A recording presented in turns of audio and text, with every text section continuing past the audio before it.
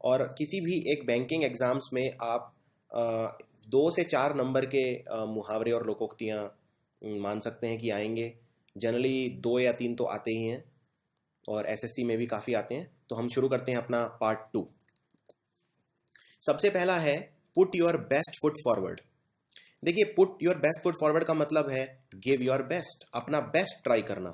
जैसे मान लीजिए अगर आप किसी पार्टी में जाते हैं और पार्टी में आप एक बहुत अच्छा इंप्रेशन बनाना चाहते हैं, तो आप ज़्यादातर सब लोगों से मिलेंगे, एकदम अपना बेस्ट देंगे। उसको बोलते हैं put your best foot forward.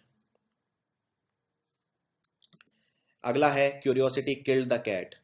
ये वाला जो इडियम है ये एक कहानी के ऊपर है। एक्चुअली एक बिल्ली थी और वो बहुत ज़्यादा आतुर रहती थी चीज़ें जानने को, तो एक दिन इसी से उसकी जान चली गई। तो ज़रूरत से ज़्यादा आतुरता, ज़रूरत से ज़्यादा इंक्विजिटिव होना या ज़रूरत से ज़्यादा एंग्शियस होना, चीज़ें जानने के लिए आतुर होना, वो कई बार आपको मुसीबत में डाल सकता है। इसको बोलते हैं क्यूरियोसिटी किल्ड द कैट। अगला है cost an arm and a leg. अगर कोई चीज़ इतनी ज़्यादा महंगी है कि आपको एक तरह से फिगरेटिव या सॉरी लिटरल सेंस में अगर देखा जाए कि आपको उसको खरीदने के लिए अपना एक हाथ और एक टांग देनी पड़े। कहने का मतलब सिंपल है, कहने का मतलब अगर आप कोई बहुत महंगी चीज़ खरीदते हैं तो उसको बोलते हैं cost and arm and an leg.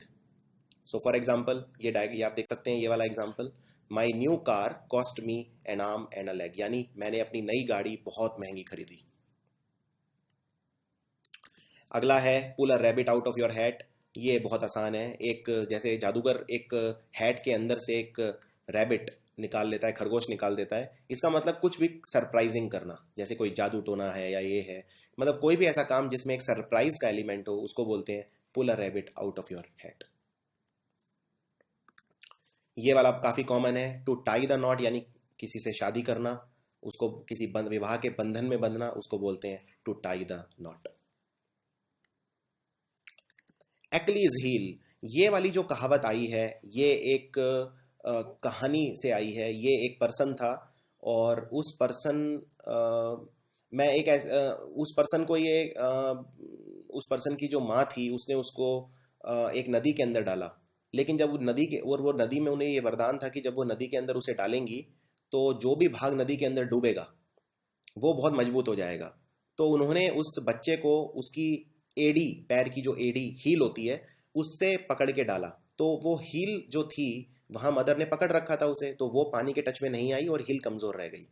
तो इसी तरह की एक कहानी आपने महाभारत में भी सुनी होगी कि जो दुर्योधन था, जब वो अपनी माँ गांधारी के सामने एक बार गया था और उन्होंने अपनी आंखों की पट्टी उतारी थी, तो उन्होंने उनका जो शरीर का एक हिस्सा जिस पर वस्त्र थे वो कमजोर रह गया था। तो इसका एक बहुत ही सिंपल सा मतलब है कि अगर आपकी कोई वीकनेस है, कोई कमजोरी है, बाकी सारी चीजें आपकी ठीक हैं, बाकी सारी चीजें बहुत स्ट्रांग हैं या आपकी स्ट्रेंथ है, लेकिन अगर कोई आपकी वीकनेस रह जाती है उसे बोलते हैं एक्लीज हील। जैसे आप इस डायग्राम में देखिए, इस डायग्राम में वो उसकी जो एडी है उस पर निशाना लगा रहा है कि वो कमजोर रह गई है। तो एक तरह से कहने का मतलब कोई भी एक ऐसी वीक जो चीज होती है उसे बोलते हैं एक्लीज हील। अगला है bite off more than you can chew. ये एक बहुत ही कॉमन इडियम है। इसका मतलब ये होता है इतना काम ले लेना कि आपसे संभले ही ना, इतना ज्यादा कोई भी ऐसा कार्य अपने हाथ में लेना जो आप पूरा ना कर पाओ, आपकी क्षमता से बाहर हो, उसे बोलते हैं bite off more than you can chew. अगला है फीलिंग ब्लू। फीलिंग ब्लू मतलब फील वेरी सैड। यहाँ जो ब्लू, जब भी आप वर्ड सुनेंगे ब्लू, इसका मतलब सैडनेस से रिलेटेड होगा। जैसे एक और इडियम मुझे याद आ रहा है जिसको बोलते हैं अ fit of blues. A fit of blue मतलब डिप्रेशन। अगर कोई डिप्रेशन में है, बहुत उदास है, तो उसको हो गया है अ fit of blue. A shot in the arm, ये समझना आसान है। शॉट, देखिए शॉट क्या होता है, जनरली हम शॉट बोलते हैं इंजेक्शन को। अगर आप, और इंजेक्शन जनरली बाजू पे लगाया जाता है। इसका कहने का मतलब ये है कि आप कोई ऐसी चीज ले रहे हैं या कोई ऐसी चीज आपके साथ होती है जिससे आपको हौसला मिलता है। जैसे मान लीजिए मैं क्रिकेट टीम का कप्तान हूँ, मान लीजिए मैं एम एस धोनी हूँ और मेरा बेस्ट बैट्समैन है विराट कोहली, और मुझे पता वो इंजर्ड है, यानी कल के मैच में वो नहीं खेल सकता। अचानक मुझे खबर मिलती है आज सुबह कि विराट कोहली मैच के लिए एकदम फिट है और आज वो खेलेगा। तो ये सुनकर मुझे एकदम से एक शॉट इन दी आर्म मिला, यानी मेरा उत्साह बहुत बढ़ गया ये खबर सुनकर। तो a shot in the arm means to get stimulus या एनकरेजमेंट। ये एक बहुत अच्छी कहावत है, to take the bull by the horns. इसका मतलब ये है किसी भी मुसीबत का डट कर सामना करना, एक बुल को उसके सींगों से पकड़ना। ये वैसे ये डायग्राम देखकर मुझे बाहुबली पिक्चर की याद आ गई। उसके अंदर भी जो एक विलेन था उसने एक बुल को इसी तरह से चित किया था। To hang up one's boot. देखिए ये अब इस तरह के कुछ इडियम्स हैं, अगर इनका मतलब आपको नहीं पता हो तो आप एटलीस्ट इनको हिंदी में अनुवाद करके कुछ ना कुछ गैस कर सकते हैं। हैंग अप का मतलब होता है टांग देना, अपने जूते टांग देना। अब मान लीजिए आप अपने जूते कहीं पे टांग देते हैं, तो आप कब अपने जूते टांगेंगे? जब आप नहीं खेल रहे होते हैं। इसी तरह ये शब्द हम यूज करते हैं अगर कोई खिलाड़ी रिटायरमेंट ले लेता है, तो उसको बोलते हैं ही हैंग अप हिज बूट्स, यानी उसने अपने जूते टांग दिए। एक तरह से मतलब उसने खेलना बंद कर दिया, to stop playing a sport. अगला है टू चू द कर्ड। ये टू चू द कर्ड वैसे एनसीईआरटी में लिखा हुआ है, 10th क्लास की एनसीईआरटी में, ये साइंस की बुक में लिखा हुआ है। चू द कर्ड वैसे लिटरल मीनिंग तो होता है जुगाली करना। जैसे आप बहुत सारे पशुओं को देखते होंगे, जैसे गाय भैंस, ये इनके मुंह में कुछ खाने की चीज नहीं होती, फिर भी ये मुंह चलाती रहती हैं, इसको बोलते हैं जुगाली करना। लेकिन कहावत के सेंस में इसका मतलब है सोचते रहना, बहुत डीप, बहुत ही गहन अध्ययन, बहुत ही गहरी सोच में डूबे रहना, उसे बोलते हैं टू चू द कर्ड। अगला है save for a rainy day. देखिए अगर आप पैसे बुरे वक्त के लिए बचाते हैं उसे बोलते हैं to save for a rainy day. बिल्कुल ही सिंपल कहावत है ये। कोई भी बुरे वक्त के लिए आने वाले उसके लिए पैसे बचाना, उस या बहुत ज़्यादा खर्चीला ना होना और समय की मांग के हिसाब से चलना, उसको बोलते हैं save for a rainy day. अगला है let the cat out of the bag. देखिए let the cat out of the bag का मतलब है कि आप किसी का सीक्रेट किसी और को बता देते हैं, उस यानी आप सीक्रेट नहीं रख पाते। सीक्रेट होना चाहिए था लेकिन आपसे बात पची नहीं और आपने वो बता दिया, यानी you let the cat out of the bag. अगला है cut from the same cloth. मान लीजिए मैं आपको बोलता हूं कि एम एस धोनी और सचिन, ये दोनों एक ही कपड़े से काटे गए हैं। इसका क्या मतलब है? इसका मतलब ये है कि दोनों बिल्कुल एक जैसे हैं, दोनों ही महान बल्लेबाज हैं, दोनों ने ही हजारों लाखों युवाओं को इंस्पायर किया है। तो they are cut from the same cloth, यानी एक जैसे होना। इसके लिए हिंदी में एक कहावत होती है, एक ही थाली के चट्टे बट्टे, यानी कि एक ही सब एक जैसे हैं। अगला होता है chip off the old block. देखिए चिप ऑफ का मतलब होता है टूटना और ओल्ड ब्लॉक मतलब लकड़ी का टुकड़ा। अब अगर ये एक लकड़ी का टुकड़ा है और इसमें से इतना पार्ट टूट जाता है, तो जाहिर सी बात है जो पार्ट टूटा है वो भी लकड़ी के बाकी जो भाग है उसके जैसा ही होगा। तो chip off the old block मतलब होता है अगर आप अपने पेरेंट्स के जैसे हैं, जिनसे आप अलग हुए हैं या जिनसे आपकी उत्पत्ति हुई है, अगर आप उनको रिजेंबल करते हैं तो उसको बोलते हैं chip off the old block. जैसे यहाँ ये बच्चा है, ये अपने पापा जैसा है, यानी he is a chip off the old block. और किसी भी सेंस में यूज हो सकता है, ये लुक्स के सेंस में भी यूज हो सकता है, ये टैलेंट के सेंस में भी यूज हो सकता है, किसी भी sense. Paying through the nose.